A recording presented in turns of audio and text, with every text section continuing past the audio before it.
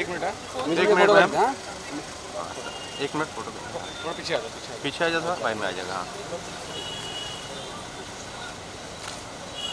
यहाँ पे लेफ्ट में।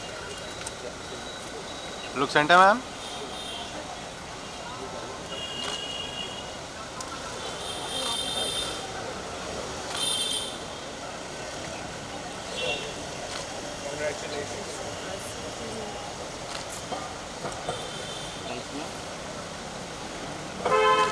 सोलो फोटो मैम सोलो करते हैं।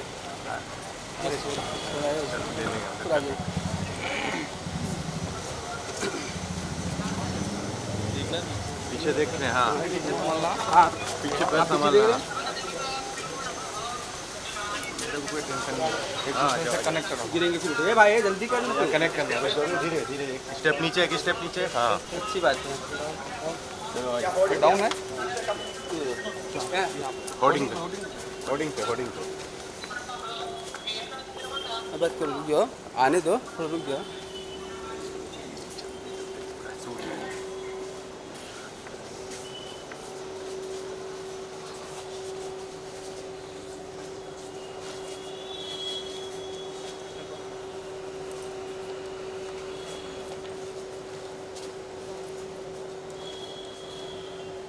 Look here.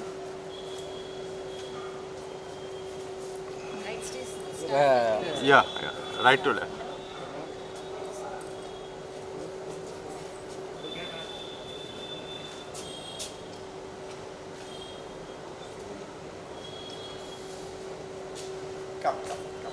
One solo. मंगले शिवे सर्वार्थ साधिके शरणे त्र्यंबके गौरी नारायणी नमस्ते। मेरे वेट स्टैच्यू लेकिन इतना नहीं है।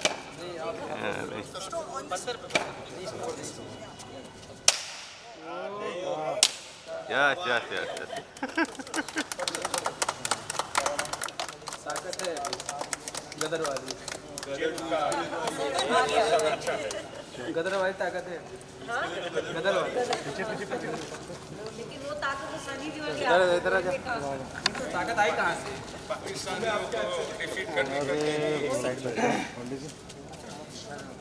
यहाँ से करेंगे, वहाँ से पहले यहाँ ना। हरि ओम ओम गजाननं भूतगणातिसेवितं कपीतजम्बुफलचारुभक्षणं उपासुतं शोकविनाशकारकं नमामि विघ्नेश्वरपादपङ्कजं। वक्रतुण्डमहाकाय सूर्यकोटिसमप्रभ निर्विघ्नं कुरु मे देव सर्वकार्येषु सर्वदा।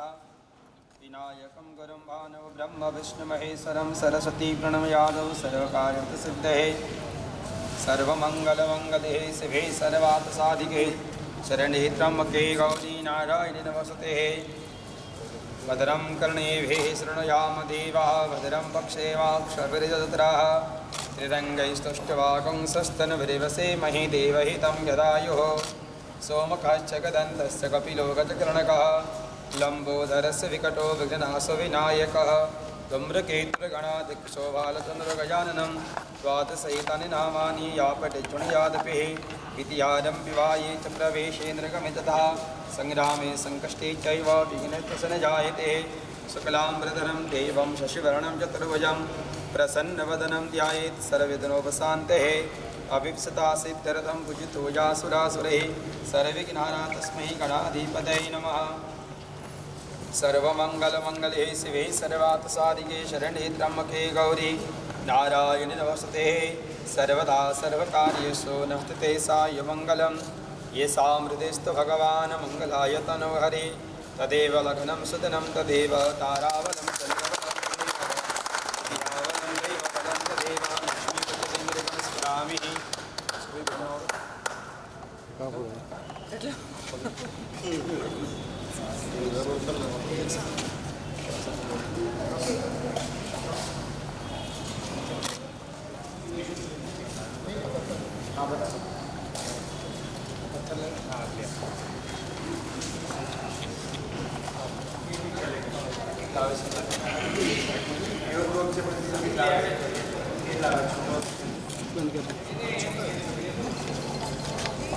वनस्पतिषदौपं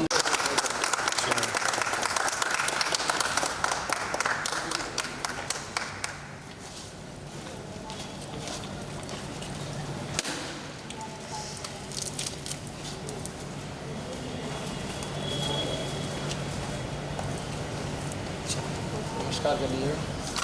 दीपज्योतिभ्यो नमो नमः दीपज्योतिप्रब्रह्मा दीपज्योतिर्नमस्ते चंद्रमा मनसो जात सुसुः सुरजो जायतः श्रोत्राद्वायुस्य प्राणस्य मुखाद्निरजायतः वनस्पतिर्षदोपम गन्धाढ्यं गन्धोत्तममाग्रेय सर्वदेवानां दीपोऽयं प्रतिकृतामः वक्रतुण्डमहाकाय सूर्यकोटिसमप्रभ निर्विघ्नं कुरु मे देवः सर्वकार्येषु सर्वदा तमेव माता च पिता तमेव बन्धु च सखा तमेव विद्या द्रविणं तमेव सर्वं मम देवदेव मङ्गलं भगवान् विष्णुः मङ्गलं गरुडध्वजः मङ्गलं पुण्डरीकाक्षः मङ्गलाय तनोहरि तदेव लग्नं सुदनं तदेव ताराबलं चन्द्रबलं तदेव विद्याबलं देवबलं तदेव लक्ष्मीपतितङ्गिरिकं स्मरामि लाभस्तेषां जयस्तेषां कुतस्तेषां वराजय येषामिन्देवरस्याम हृदयस्थजनादनः यत्र योगेश्वरो कृष्णो यत्र पाचतनुर्धरः तत्र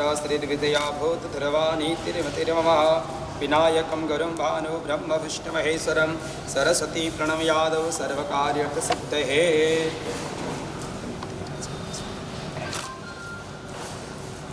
गणपति बाप्पा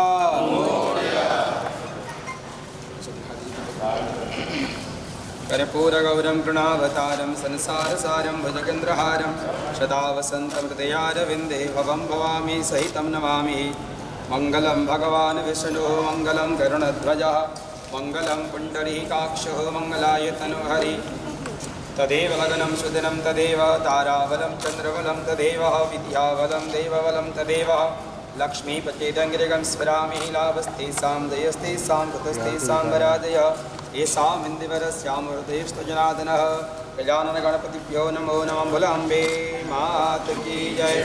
गजानन गणपति महाराज की जय।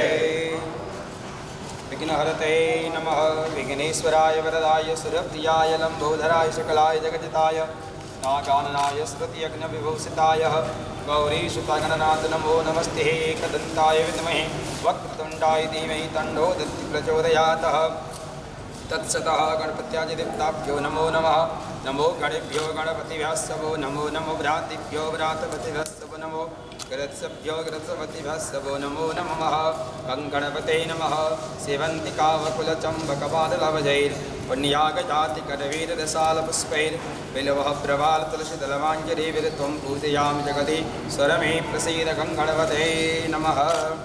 प्रार्थनापूर्वक नमस्कारान् समर्पयामि हे आराध्यकं च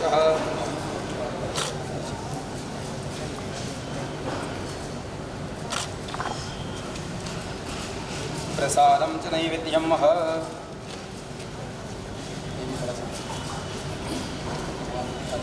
नैवेद्यमधाय प्रसादेन सर्वदुःखानां हनिरस्य प्रजायते प्रसन्नचतसो यासं प्रणाय स्वाहा पानाय स्वाहा व्यमाय स्वाहा उदानाय स्वाहा समानाय स्वाहा मध्यात्मनिं समर्पयामि त्राभूषणं समर्पयामि प्रक्षालनं समर्पयामि।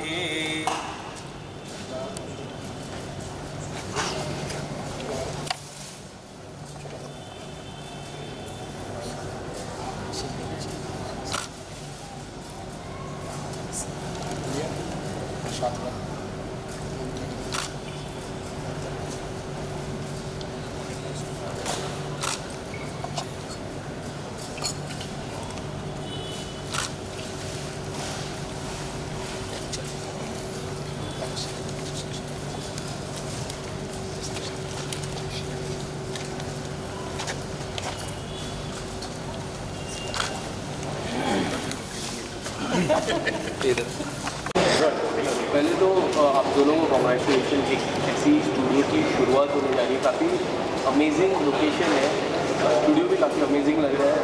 क्या कहना चाहोगे स्टूडियो के पीछे, किस तरह की शूटिंग यहाँ पे होगी और किस तरह का फ्यूचर है स्टूडियो का? You take it and then I'll take it out. एक तो ये स्टूडियो बहुत स्ट्रेटेजिकली लोकेटेड है कि हाईवे से पास में है और कन्वीनियंस ज़्यादा है।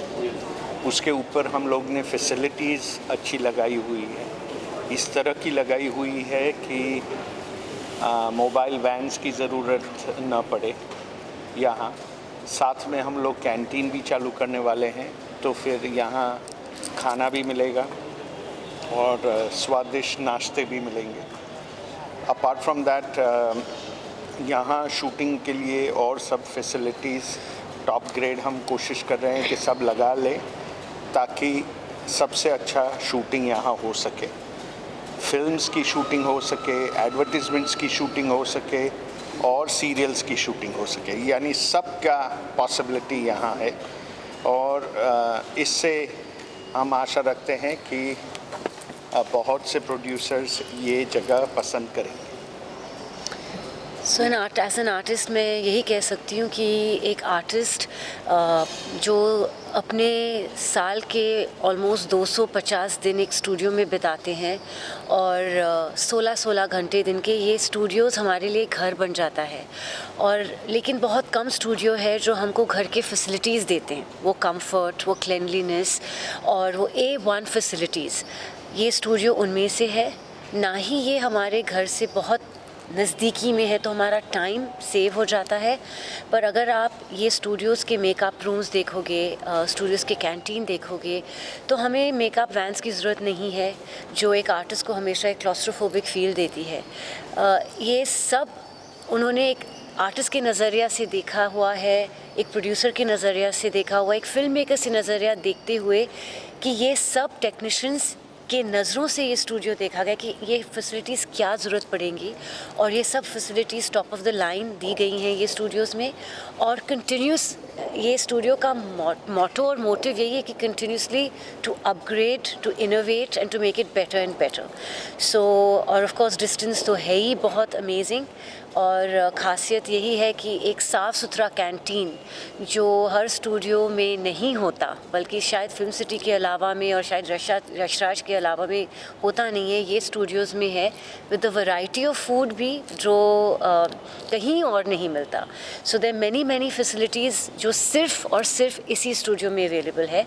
And I as an artist vouch कर सकती हूँ कि मेरा पहला चॉइस हमेशा यही स्टूडियो होगा। अगर मुझे किसी प्रोड्यूसर या डायरेक्टर को कन्विंस करना पड़ेगा कि मुझे शूटिंग कहाँ करनी, तो यही जगह होगी, और देखते ही उनको पता लगेगा कि क्यों, and they will automatically want to work here. Amisha ji, आप जो है मधुबन रिसोर्ट की भी ब्रांड एम्बेसडर हैं। जी बिल्कुल। वेल कल ही एक सबसे अहमियत की न्यूज़ हमें मिली है कि मधुबन डिलक्स 5 स्टार होटल का खिताब मिला है उनको, और गुजरात में ये एक ऐसा रिज़ॉर्ट है जो वन ऑफ अ काइंड है। ख़ास करके इंडिया में अगर आप जाके देखो तो ये एक यूनिवर्सली अपीलिंग रिज़ॉर्ट और स्पा है। State of the art facilities, again hygiene, cleanliness, venues for numerous occasions, birthdays, weddings, parties. Also मैं कहूँगी कि जो आप एक कट ऑफ होना चाहते हो अपनी आम जिंदगी से और जाके वहाँ पीस, क्वाइट, फैमिली हॉलीडेज़, हनीमून्स, जो कुछ भी आप एक हॉलीडे रिजॉर्ट में या एक बिज़नेस फैसिलिटी में ढूंढना पाओगे, आपको हर एक चीज़ ये अंडर वन रूफ मिलेगी। And they've got one of the best and the finest spas as well. So हर चीज़ है, and if you see the food menu it's extensive. यहाँ आपको हर तरह के इंटरनेशनल क्विजीन्स भी मिलेंगे जो स्पाज और रिजॉर्ट्स में मिलते नहीं हैं। So it's a unique, very unique kind of resort, and I am very proud to be the brand ambassador of it. Amisha ji, आप पहले भी स्टूडियो में मतलब कि फिल्मों के लिए जा रही थी, तो आपको ऐसा कोई स्टूडियो अच्छा लगता था कि जो आपको लगता था कि हाँ ये थोड़ा हॉलीवुड स्टैंडर्ड का है या कुछ ऐसा है? शायद यशराज एक ऐसा स्टूडियो है जो एक हॉलीवुड स्टैंडर्ड का स्टूडियो है, और अभी हमारे उनके साइज़ के हिसाब से नहीं, लेकिन फैसिलिटीज़ में हर चीज़ यहाँ मिलेगी आपको। क्या गदर 2 की शूटिंग यहाँ पर हो पाएगी? बिल्कुल हो पाएगी, क्यों नहीं। और ये स्टूडियो हमारे लिए बहुत लकी भी होगा, और काश यहाँ हम शूटिंग करें। और अभी आज खुला हुआ है तो मैं अनिल शर्मा जी को ज़रूर बताऊंगी, ऑब्वियसली फर्स्ट उनको ही बताऊंगी। और ये स्टूडियो हमारे लिए गदर 2 के लिए लकी ही महसूस होगा और लकी ही प्रूव होगा। अमीषा जी बीइंग अ स्टार मतलब आप स्टूडियो में क्या क्या फैसिलिटीज देखती हैं और आप कितना मतलब कि आपको लगता है कि आपके घर के करीब होना चाहिए या ऐसा कुछ है? जैसे मैंने कहा ना, एक आर्टिस्ट के लिए जो 260 to 270 डेज एक स्टूडियो में बिताते हैं and 16 to 17 hours, and not only artist, हर टेक्नीशियन अपना घर छोड़ के इतने, there is no job that requires so many hours away from your house. तो हर टेक्नीशियन के लिए, हर इंसान के लिए जो 200-300 लोग जुड़े होते हैं एक शूट को लेकर, उनके लिए एक ऐसा माहौल क्रिएट करना जहां वो खुश रहे और खुशी से काम कर सके इज़ वाइटल। एंड ये स्टूडियो वो सुकून, वो चैन, वो साफ़ सफाई, वो फैसिलिटीज़, हर एक चीज़ उन्होंने नज़र रख के बनाया हुआ है। And I think that's the USP of the studio, कि it feels like a home away from home. What better can you ask for? I feel I am coming not to work but to pleasure, you know. Sir, Amisha ji first choice थे और आपकी bonding Amisha जी के बारे में क्या कहना चाहोगे, उसके बारे में कुछ पता? अमीषा जी हमारे फैमिली के बहुत नज़दीक है, वो हमारी फैमिली फ्रेंड है और हमारे रिलेशंस बहुत सालों से हैं।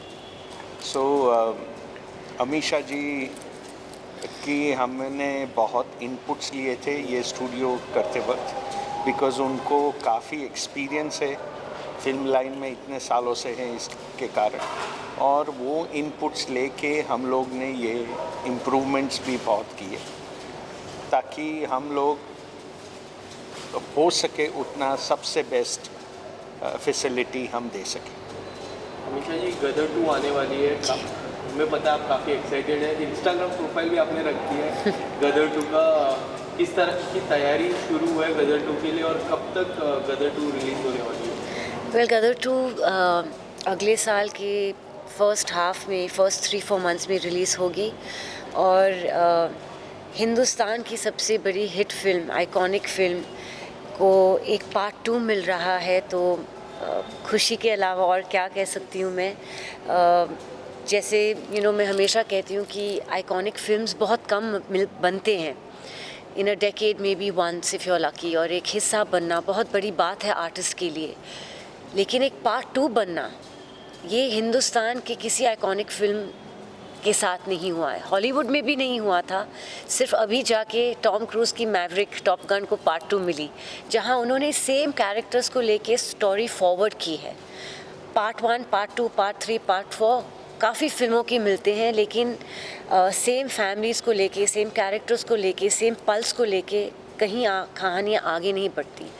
आप हाउसफुल वगैरह जैसे फिल्में देखो तो वो बनती रहती हैं, लेकिन जैसे हालांकि में रिलीज़ हुई भूल भुलैया, स्टार कास्ट, स्टोरी, हर चीज़ चेंज हो गई थी, लेकिन एक ऐतिहासिक स्टुपेंडस आइकॉनिक हिट को लेके एक तो दोनों पार्ट का हिस्सा बनके सेम किरदार निभाना, सकीना का किरदार, तारा सिंह का किरदार, जो हर हिंदुस्तानी के मन में एक जगह बना चुकी है, ये मैं खुशनसीबी समझती हूँ कि मुझे मौका दोबारा मिला है।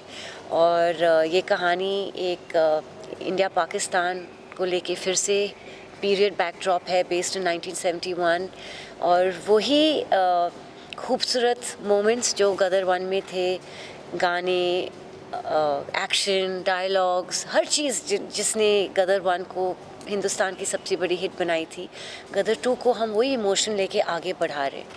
तो हाँ, मैं जानती हूँ कि ऑडियंस भी उत्साह से ठहर रही है और हमने भी पूरी मेहनत की है, तो आई होप कि ऑडियंस हमें और उतना ही प्यार दे और भगवान उतना ही आशीर्वाद दे, बस यही हम चाह सकते हैं। ऑडियंस की बात की जाए तो मतलब जब गदर 1 बनी थी और गदर 2 में काफ़ी डिफरेंसेस आ गया, कितने साल पुरानी बात हो गई है, और मतलब कि कोविड के बाद ऑडियंस का टेस्ट भी चेंज हो गया जी। तो आपको लगता है कहीं ना कहीं मतलब कि लोग जो है वो मतलब कि आप जैसे बोल रही हैं कि एक मतलब रीमेक टाइप का है? रीमेक नहीं, स्टोरी फॉरवर्ड। रीमेक उसे बोलते कि जो फिर से बनाए जाए। जी। तो आपको लग रहा है कि लोग उतने इंटरेस्ट से देख पाएंगे जैसे पार्ट 1 को देख रहे हैं? जहाँ भी मैं जा रही हूँ मुझे महसूस तो यही हो रहा है, बाकी भगवान की दुआ और ऑडियंस का प्यार। We can only wish for the best. Amisha ji, इसके अलावा हम बात करें तो समय है, समय काफ़ी बदला है, OTT के तरफ लोगों का रूप बनता है, तो क्या ये मूवी भी OTT होगी या सिनेमा नहीं, में आएगी? देखो कई फिल्म होते हैं जो OTT पे आके आप देख के पसंद करना चाहोगे, और कई फिल्में ऐसी होती है जो 70mm एक्सपीरियंस के लिए ही बनी जाती है। Yes, second viewing, third viewing अगर आपको करनी हो तो OTT is then okay, but अगर उनमें से एक ऐसी फिल्म है that is made for 70mm and only release on 70mm first. Ameesha ji, Amrish Puri के कैरेक्टर को कितना मिस करेंगी आप पर्सनली, और जो है मतलब उनके कैरेक्टर जो है कौन है जो उनकी कमी पूरी कर रहा है? वेल, मैं सकीना हूँ। सकीना अमरीश पुरी जी की बेटी थी, तो हालांकि मैंने उनको बहुत मिस किया। हम सब ने सेट पे उनको बहुत मिस किया। उनकी थोड़ी सी झलक तो है फिल्म में, मैं ज़्यादा कुछ बताऊंगी नहीं, लेकिन ये उनके इमोशन को लेके कहानी आगे बढ़ती है, तो आपको कभी महसूस नहीं होगा कि अमरीश पुरी जी इमोशनली मिसिंग है आपके लिए फिल्म में। फिज़िकली तो अनफॉर्चुनेटली हम ला नहीं सकते क्योंकि वो इस दुनिया में है नहीं। सिमिलरली जो विवेक श्रॉफ थे जिन्होंने दरमियान सिंह का रोल किया था, जिन्होंने लोगों ने इतना प्यार दिया, तो अनफॉर्चुनेटली हम लोग ने बहुत मिस किया सेट पे।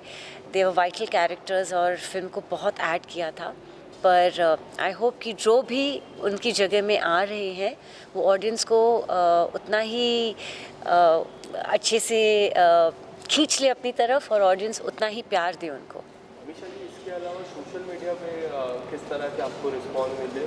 क्योंकि जब हम फिल्मों की बात करें, फिल्मों से ज़्यादा पहले सोशल मीडिया पे काफ़ी चर्चा हो जाती है कोई भी मूवी के बारे में जी। और अभी तो हाल फिलहाल में काफ़ी ज़्यादा चर्चा होती है। जो भी मूवी आती है, अभी ब्रह्मास्त्र आने वाली है कुछ ही दिनों में, उसकी चर्चा काफ़ी हो रही है। उसके पहले लाल सिंह चड्ढा की चर्चा काफ़ी हो रही है, और जो नया ट्रेंड चालू हुआ है जो बॉलीवुड के रुख हो रहा है, जो बॉयकॉट बॉलीवुड के बारे में जो चर्चा होती है, जो भी बॉयकॉट लग जाता है, इस तरह से किस तरह से आप देखते हो इस सारे ट्रेंड्स को? और मुझे देख के बहुत दुख होता है, क्योंकि बॉयकॉट बॉलीवुड जो होता है, आप एक एक्टर को लेके इतना खुन्नस निकालते हैं ऑडियंस, लेकिन आप ये नहीं सोचते कि एक फ़िल्म के पीछे कितने लोगों की मेहनत और कितने घर चलते हैं।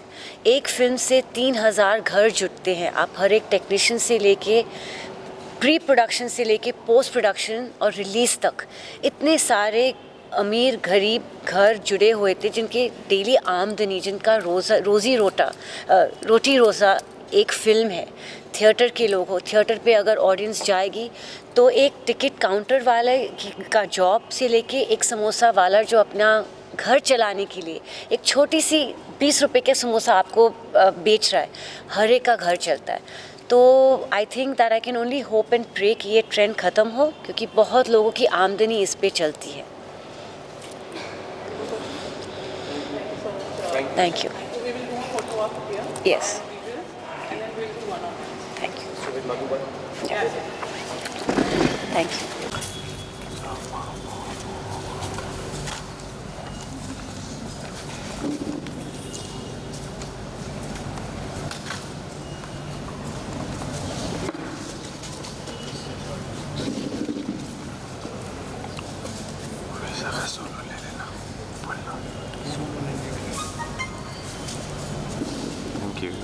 हो गया, ठीक है, सोलो बोल।